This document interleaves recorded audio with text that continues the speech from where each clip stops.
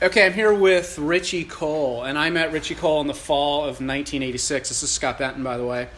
And today is Friday, August 21st, the year 2020. I met Richie Cole in the fall of 1986 at the CHI PHI fraternity, which back then was at 720 West 28th Street.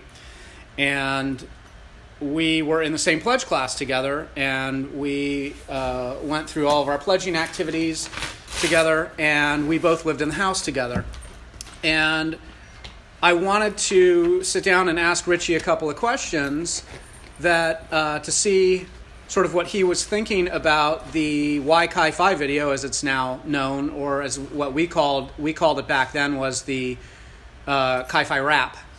And my memory of it real quickly, just to sort of set up Richie, is when I was living in the house, I was on the second floor, and I had with me at college at the time, I had a couple of synthesizers and a couple of drum machines, and I would sit in my room and just bang around on those musical instruments. At the time, I was trying to decide whether I wanted to be a musician or a filmmaker, and so I was just kind of doing both. And so I was in the house, and I remember, from my memory, at this point anyway, I had been working on this bass line that I really liked, and I had gotten this really cool drum machine that I was playing around with and coming up with the different drum patterns. And at one point, I didn't know what I was going to do with this piece of music. As a quick side note, sorry to drag this on so long. It's cool. I'm sorry, Richie. No, let it drag. Okay, man. Let it go. Just fuck it. Let it go. I will. This is hopefully going to get posted on the Kingdom page, so there may be some glitchy whatever, who cares. At the time, my grandfather was paying for me to go into a recording studio with my friend Scott Seaman, who was not a CHI PHI, but was a musician that I had met over at Webb Tower, who basically came downstairs. He was one apartment above me, and I kept playing my synthesizers, and he kept coming downstairs because he's a really smart guy, and he was studying all the time, to tell me to shut up. And it turned out he was in the Trojan marching band, and he kept telling me to stop playing my synthesizers because I had an amp and I was playing them. And when he came down and knocked on my door and he was angry and he came in, he wasn't that angry, he's a nice guy, but he saw that I had all my synthesizers, and the next thing we knew, he was in my apartment and we were playing stuff and recording and everything. And so my grandfather started paying for us, just so we had some fun, to go into a recording studio. And I come from a musical background. My uncle was named Marty Ballin. He was the lead singer and founder of Jefferson Airplane. So to make a long story short, basically the CHI PHI video, it was paid for about $600, if I remember correctly. It was all paid for by Jefferson Airplane, Jefferson Starship money. So there's Jefferson whatever connection. That's bitchin', bro. So this is the last piece of the story, and I'm going to turn it over to Richie, and I want to hear sort of just his kind of unfiltered thoughts about what he thought of the CHI PHI RAP, the CHI PHI video. But I was walking downstairs at one point. Richie lived on the first floor, and he sort of came around the corner and just said to me, almost in a deadpan, he says, "Bro, we should put a rap tune together for the house." And that was kind of it. That was the initial spark. I had been working on that bass line. I had been working on those drum patterns. I brought Scott Seaman over, and I told Richie, well, okay, Richie, I'm not really good at lyrics. Why don't you write some lyrics? And what I remember, this might be somewhat apocryphal, but I really don't think it is. I said that to him thinking like maybe he'd get back to me in a week, maybe 2 weeks or something like that.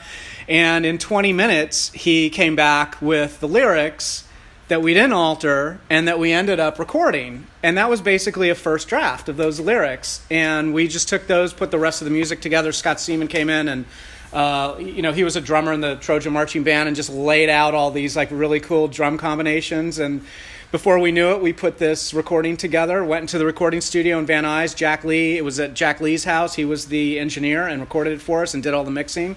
But my question, I guess, to start this conversation off, has already gone way too long, Richie, is where did that idea come from? What were you thinking at the time? And like when you decided to kind of put the lyrics together, what do you remember about what was going through your mind?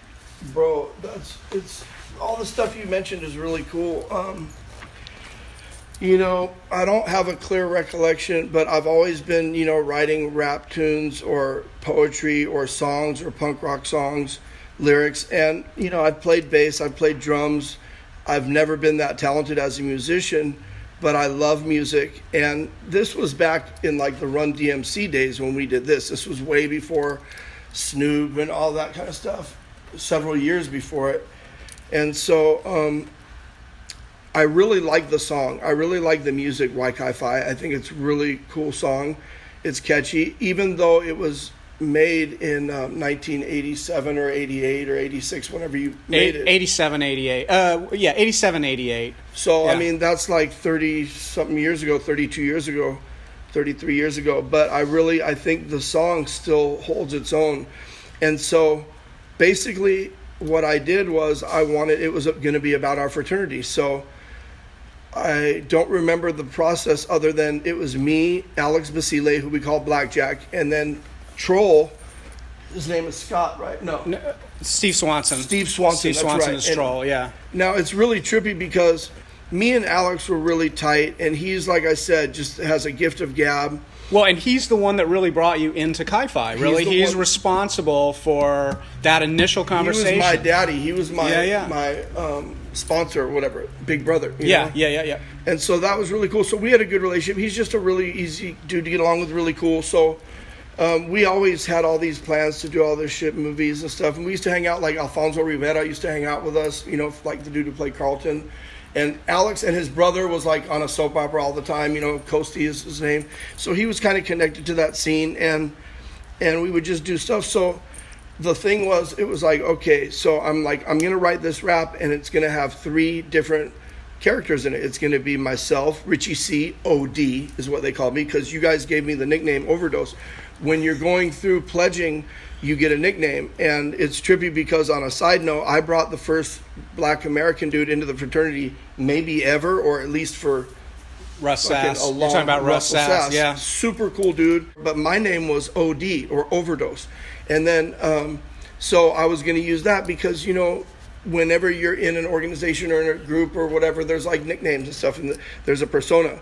And the thing about Troll was, Steve Swanson is a totally cool dude, very mild-mannered, very introverted, sweetest guy in the world. He was soft-spoken, right. Kind of kept to himself. Not that he was antisocial, not by a long shot, but you're right. He was much more reserved and quieter. Reserved, yeah. Except that in the lyrics on Troll, you know, there's kind of like, it alludes to that, you know, a little out of control, all that kind of stuff, if we went through the lyrics and looked at them.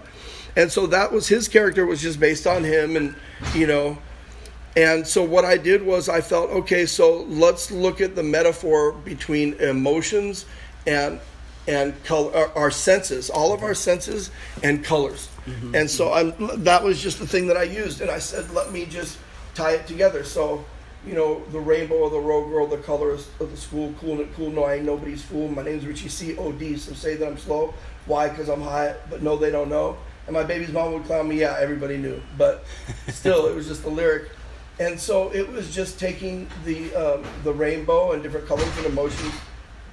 You know, green, you know, the money, even though who cares about money. But it was just a song. So I don't know how much thought I put into trying to make it, like, I've never been a perfectionist. And I see you as more of the perfectionist type. So interesting. You probably spent a long time on that and had it dialed in perfect. And my shit was just boom, boom, boom, boom, boom. And that's how I've written a lot of stuff. Yeah. Sometimes I'll edit it and make it better, and sometimes it is what it is.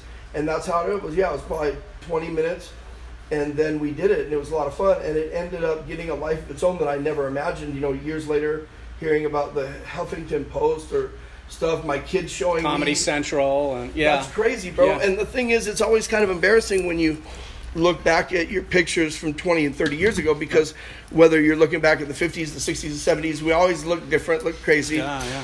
And so I was one of the dudes that I really stood out and looked different than pretty much everybody at USC at that point, because I had super long hair down to my butt, was kind of a surfer stoner. During pledge, I skateboarded on campus, and I was a little different, but the thing is, the commonalities are much more poignant than the differences as human beings. So even though I was a little different and I saw myself more as observing, rather, I'm an observer, but I also want to be a participant in life always. So I was participating and I was observing, and it wasn't like, hey, this is my house and I'm a huge part of it, but I was, and all of us as individuals make it up. And it's like the same thing in my motorcycle club. very similar thing. It's a fraternity, but instead of on the academic thing at a college, it's motorcycles, you know. So that's a whole nother conversation, a whole nother interview, a whole nother story. But that's the best of my recollection about the lyrics, bro. Well, you were also, interestingly, you included the colors of the fraternity. You know, in the lyrics you say red is our anger, and then blue is our sympathy, which was guilt indigo. You were weaving in not only the personalities of the people that you included in the lyrics in the song, but you were also overlaying a lot of our actual fraternity experience on top of that, which, in my opinion, came out as a really interesting blend. And when when you handed me those lyrics on a piece of paper, just some random like that, like you tore out of a book, and I looked at them and I thought, I asked him to do this 20 minutes ago, and now he's handing me this. This is going to be terrible. You're like, I've got to do that now. And everything was in there. Everything was in there. I mean, you had literally assimilated our experience that we were having, all the fraternity stuff, and your ability. I remembered now that you mentioned it, the poetry that you were doing at the time. I remember you writing poetry. Like, all of those skills just gelled in that one moment. And you know, I don't know. I mean, there are some lyrics in there today that kind of get us in trouble. That if I had half of a brain back then as a producer, but you know what I remember, Richie, is that we weren't putting something together back in 1987. I think when we recorded it, the video was done in 1988. There was no internet. I mean, there was if you were in the military, but we had a 300 baud modem at that time that we could dial up and like communicate with people on bulletin boards, which was terrible. But if you were highly advanced, like for me, none of that existed. Exactly. There was no internet, so there was no YouTube, so there was no sharing of content. We made that piece of music, as far as I was concerned, simply so that we had a piece of memorabilia for when we all graduated and went off into the ether and started our lives. It wasn't intended to be shared with other people necessarily, maybe our friends. Much less the world, or show up, you know, we couldn't have imagined back then that you could put something on the internet and 7-8 billion people had access to it. Totally. So it's amazing that it stayed alive through all that time until the internet came about and was able to be resurrected in a sense, bro. And I don't know how that happened. Obviously, you put it on, right? No, it was Dennis Van Gemmert who had a copy. Now at the time, and this is we got maybe about another 10 minutes left here. Let's see. I had been getting now when I did the video. There were two versions of the video. There was the video that we did at the studio over by UCLA. Do you remember that? So the stuff where you're in front of the wall. Mm-hmm. That was a little studio over by UCLA where you would go after you were drinking all night and wanted to do like a lip sync video with your friends, right? So we just took our music into Fun Tracks is what it was called, and we laid down that whole video. But it was kind of boring, but I brought it back and I started in my room I had 2 VHS machines, and so I would copy it and give it to people. Old school. And then when I came back for graduate school, I ended up, because I was so unhappy with the video, I ended up taking all the shots of the house and I had footage from that I had shot when we were in the house. And I had a friend in the journalism school, and they had these edit bays. So he and I sat down, and I just punched in all that footage.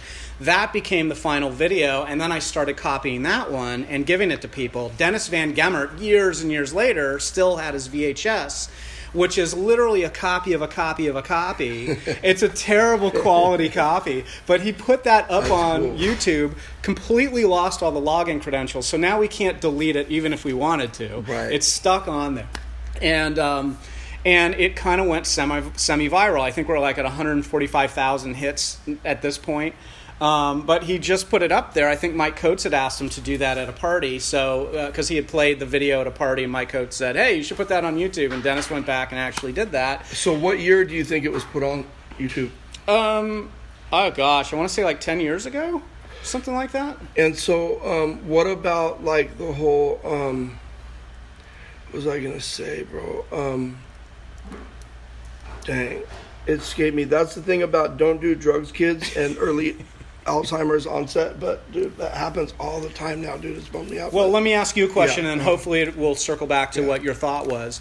What impressed and astounded me? Oh, I was going to say, no one liked that video, by the time it was all finished. People were embarrassed by it. They didn't want to hear it. They didn't like it.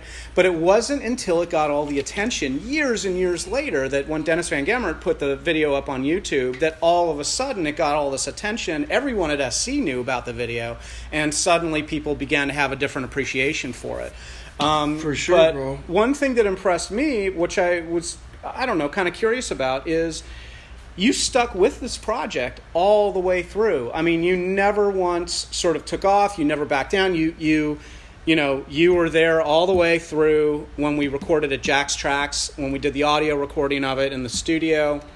You showed up for the video. At one point you actually did, and I had pictures and I forgot to send them to you, so I'll try to remember to send them to you, but you did a live lip sync performance on the road, which was actually over by the old Lambda Chi Alpha house, and we have pictures of that. I vaguely remember. We have that pictures shit, of it, bro. yeah. Oh So you God. actually performed this song in front of a giant crowd of Students. people, USC students from the Greeks from the row. That's right. So you really Crazy. sort of stuck with that the whole way through, which honestly, had you not done that, had you gotten disenfranchised with it or didn't like the recording or decided not to show up for the video or whatever, it would have never come out the way that it really has, and I don't know if it would have had as much longevity as we see with it right now. I'm grateful that it was done. I mean, I've done a few videos. Like I played a role as a fighter. I was a featured character on this rap video for this band named Karashi, and they're from Iceland. Okay, and they blew up to the point where they hit big in America. It was like 1999, and this video was like on MTV2. It was like in the summer of '99. It was like in the top 10, and it was a really bitchin' video. And basically, like, becoming a mental health professional and getting all these degrees was like my backup plan, because like you, I wanted to be a rock star or an actor, but I'm like, dude, you could be trying that for 30 years and still have nothing going on, and I wanted more security. So I'm like, they can't take your degrees from you. Let me get educated. My father had a bachelor's, and then he went to law school, got a JD, and so it was just, education was something that I was given an opportunity, and it was a way to prolong my adolescence in a lot of ways. And I was fascinated with the subject matter of psychology, and I still am today, and I've developed some of my own theories. But the thing is, really, I was into wanting to perform, either, through writing lyrics, singing, playing instruments, and also acting. But the funny thing is, I suck at all that stuff, or I'm average, right? So it's like, it's one of those interesting things. So I stuck with it because I love that. I've recorded different, I've been in like some TV shows where I played like, SVU. So Dick Wolf had like a knockoff show that was like reenactments of little crimes that really happened. And I played like this chick who killed her boyfriend or whatever. I was her brother. I had been in like a sheriff's training film when they opened up Wayside, which is the Honor Ranch. I was part of that as an inmate. I've been in little shit. I was in this film I think it's called Con Games. Literally the worst film I've ever seen in my life, bro. Like, embarrassing. But my buddy Matt, and I don't know if you ever knew my buddy Matt, is Barbara Eden's son, right? He was one of the dudes that I grew up with. Sounds familiar, yeah. So there was Matt, and then there was Ronnie, who would hang out in the house. He wasn't even in school, but he would hang out in the fraternity. That's a whole other side thing. So anyway, Matt's mom was Barbara Eden from I Dream of Jeannie, and we grew up together. Cool dude, took us to Hawaii, all that kind of stuff. But it's just a trip. So my message is not one of glorifying or saying, hey, you should do drugs. I've asked my kids, please don't pick up weed, don't drink, don't smoke cigarettes. Like, it's not worth it, because you might like it. Worst case scenario, you like it. And then you keep going, it develops a problem. You talked about your upbringing, Jefferson Starship, Haight, Ashbury, drugs. Like, that was the era, and it was before it had the negative connotation. It was before I've come to believe that even seemingly negative things, upon reflection, we look back and those things have a purpose, they have a reason. So I don't regret anything from the past, but my basic message to anybody out there is, it's best to leave drugs and alcohol alone and just get high on life, get high on Jesus if that's your trip. Just get high on natural shit, working out, whatever it is, man. So I just wanted to make that little statement before we ended our conversation, Cool. Okay. Awesome, Richie. Well, I'd love to continue this conversation, and I hope to have more. I know I'll have more questions, and maybe I'll have some insights just from talking to you about what we did with the CHI PHI video, or the CHI PHI rap at the time.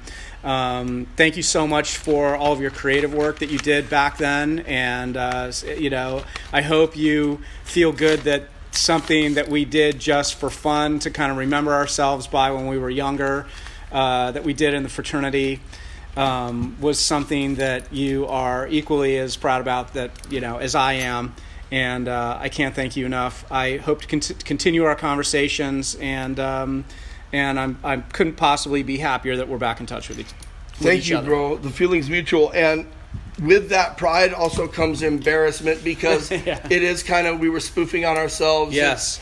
We're like Revenge of the Nerd type thing, but it's cool, bro. Yeah. You know what I'm saying? Yeah. It's still a cool thing. So thank you, brother, and I look forward to future discussions on any subject. I'm down for this. You've Cool. seen my Dr. Richie and the Chief, maybe the I chopping have. block, Lives Yep. Matter. We've seen those. But Yep. there's a lot more to come with my significant other, my fiance, Sandri Esquivel, who's a mental health professional. And so it's a brand new beginning. And whether we redo the CHI PHI or we promote these youngsters doing it, whatever the case, I'm just excited that we're back in touch and that we're going to be working creatively, bro. Awesome. Well, thanks so much, Richie. Thank you, brother. Yeah. Take care. Sure.